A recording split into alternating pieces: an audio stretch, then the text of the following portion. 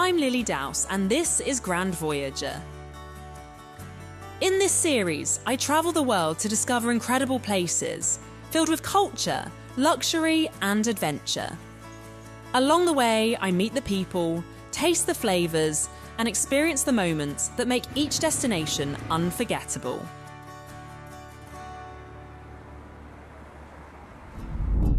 Today, I'm travelling to a North African country full of colour and tradition. I'm here in Morocco, a place known for its stunning coastlines and ancient cities. Salam and welcome to Morocco. As you explore this charming country, you feel the history, culture, and coastal energy. The streets, the colours, and the rhythm of daily life give Morocco its soul. I'm starting my journey in Tangier, a city shaped by centuries of trade between Europe and Africa. I begin in the city's historic heart, the Grand Soko. This square sits next to the Old Market, and I'm going to explore this area with a local. Welcome to one of the most beautiful food markets of Tangier. It's the oldest here, where you can get like fresh products. Here you can buy fruit, vegetables, and spices. Everything you need for traditional Moroccan cooking. It's an authentic spot that gives a real sense of everyday life and a great place to pick up a bargain. Outside, the market continues, where vendors sell savoury treats that are a must-try. One of them is karanteka, a Moroccan chickpea tart, perfect for snacking on as you explore. Close by, among the stalls, is a shop filled with decorative items. It sells everything from vases and plates to handcrafted wooden furniture. It's packed with traditional Moroccan designs. Anas has brought me here to meet the owner. As you can see downstairs, we have a kind of pottery, of course, jewelry, mirrors, boxes, doors. They are all made by men, but 80% of our handicrafts, they are made by women, which is our lovely textile. It's fascinating to learn about the people behind these pieces and the roles men and women play. Many items take months to create, with skills passed down through generations. The level of detail in each piece is incredible, and you can really see the skill that goes into each one. Leaving the market behind, we head to the city's highest point, the Kasbah of Tangier. This historic fortress has watched over the city for centuries. We've come to one of Tangier's most popular viewpoints, to look over the old town and the port below. It's the perfect way to end my tour of the city. Tangier stretches along the coast, with buildings stacked one above the other. Its white walls and terracotta rooftops give the city a Mediterranean feel. Overlooking it all is the Fairmont Tazi Palace. Once a royal residence, it has been carefully restored and is now one of Tangier's most luxurious hotels. This will be my home for the next few days.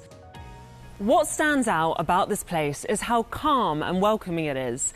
The bustling city might only be a stone's throw away, but here in the hills of Tangier, you feel completely relaxed. Inside, I'm greeted with traditional mint tea, fresh dates, and sweet treats. A true taste of Morocco. And that same sense of luxury carries through to my suite, where everything feels grand and elegant.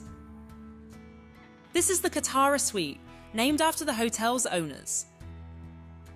The rooms are full of subtle decorative touches, with views that look out over the gardens and the city below. Beyond the hotel's glamour, you can also get hands-on with private pottery classes. Today, I'm learning how to make a traditional Moroccan ceramic cooking pot.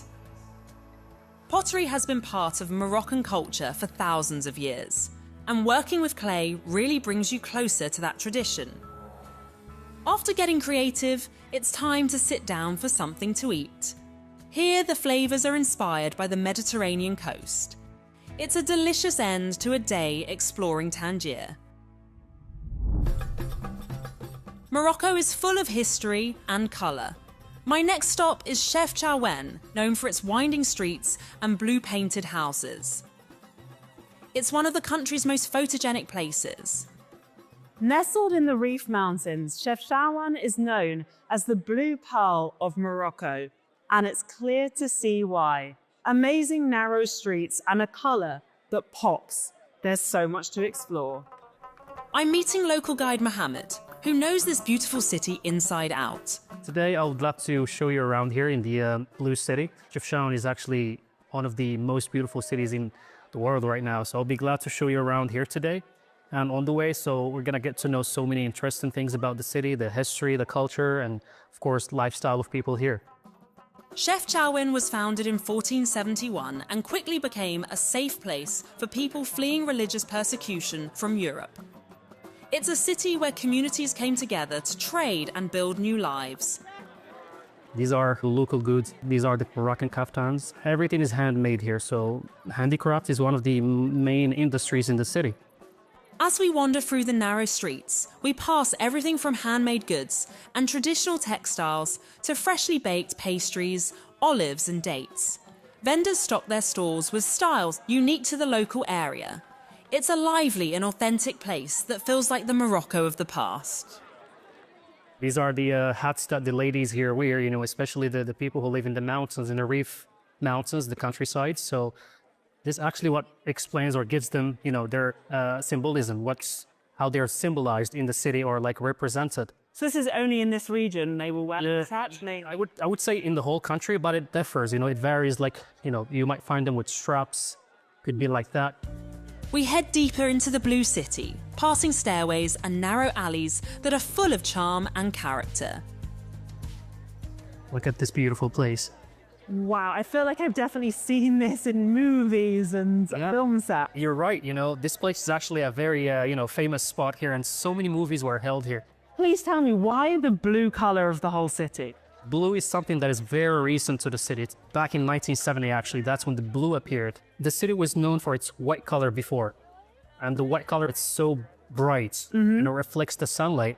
So that's one of the reasons why the people here painted it blue, so that they can cut that brightness. And of course, over time, the blue became signature of the city's identity, actually. If you look closely, you can see the layers of paint on some of the buildings. The blue and white tones tell the story of the city's past. And while the blue has made the city famous, its architecture is just as important. As you can see around here, this is actually what shows, clearly the Andalusian architecture, or the Moorish Islamic designs too. So it's not only the blue color, but the terracotta color adds up. So we have a mixture of two architectures in here, the local and of course the Moorish one. As you walk around, you notice those details everywhere. The city is rich in colour and culture, and it's also home to a fortress known as the Kasbah of Chefchaouen.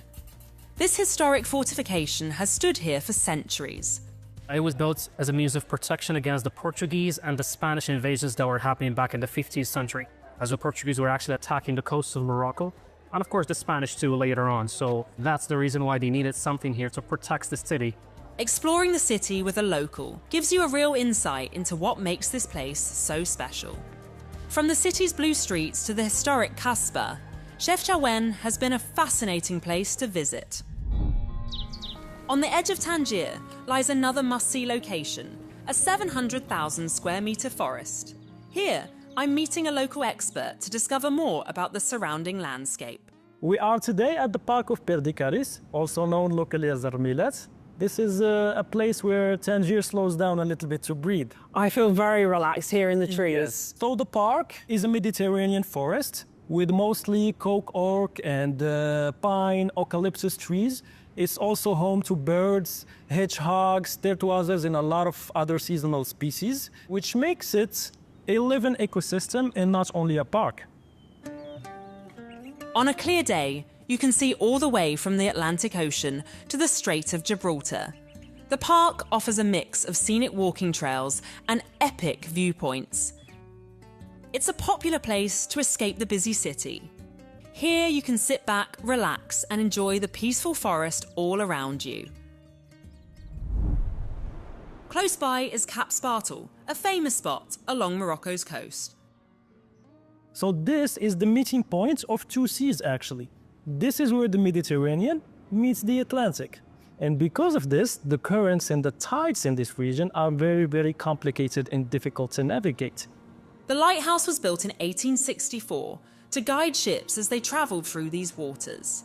It was a collaboration between Morocco and other European countries. Cap Spartel is built in a Moorish Andalusian architectural style because Morocco really insisted on keeping the Moroccan identity on the project, although it's a collaboration with Europe.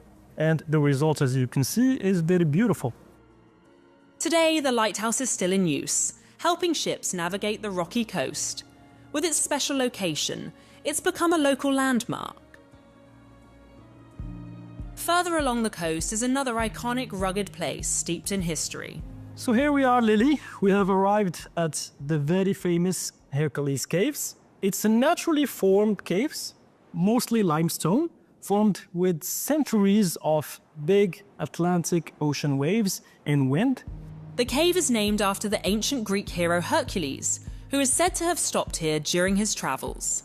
The name of his wife was Tangier, so that's where Tangier got its name from. These caves have been used for thousands of years, and walking above them, you can see why this place has captured imaginations for so long. As my journey in Morocco comes to an end, I take one last adventure, a ride along the coast on a camel, one of the country's most iconic symbols. Camels have been part of life here for hundreds of years and were used by traders crossing the Sahara Desert. Today, you can travel along the sand the traditional way and take in the sea views. It's a fun and memorable way to end my time here. Morocco is a place that seamlessly combines its geographical location with its historical roots. I've learned so much since I've been here in Morocco and truly appreciate the combination of cultures. But now, on to my next adventure.